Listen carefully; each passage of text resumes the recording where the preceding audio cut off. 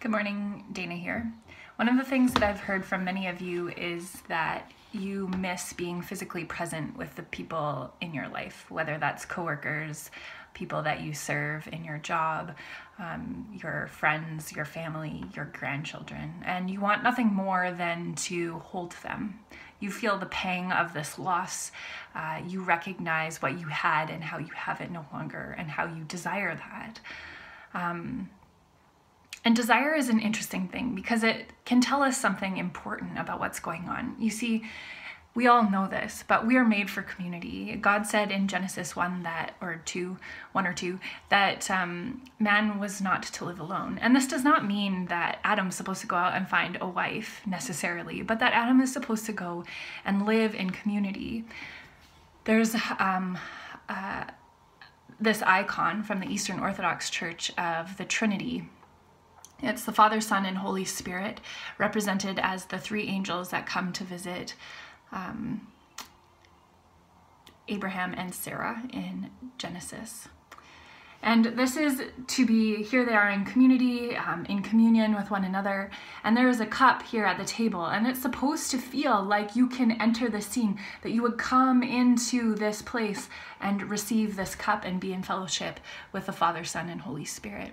And if this is an image of our God, that they are a community, then we too are to live in community. And our desire, our pang, our grief, our sadness of not being able to be in physical presence with one another is a reminder that we are made to be with one another.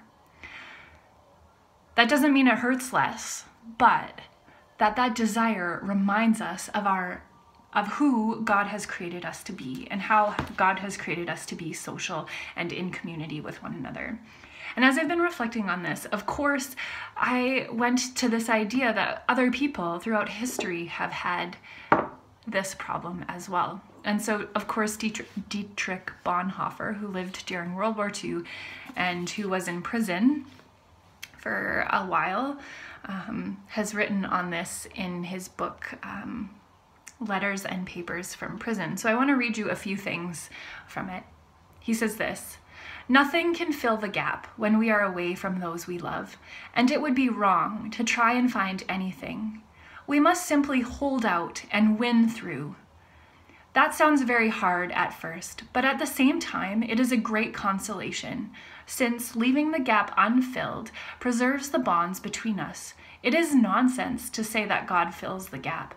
He does not fill it, but keeps it empty so that our communion with one another may be kept alive, even at the cost of pain."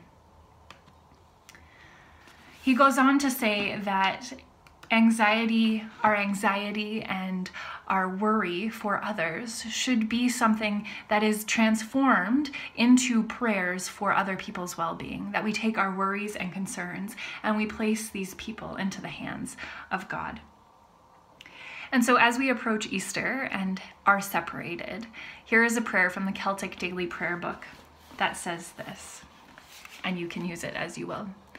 "Give them peace to know that I am unharmed. Give them hope to know I will return. Give them patience to wait and courage to endure the waiting.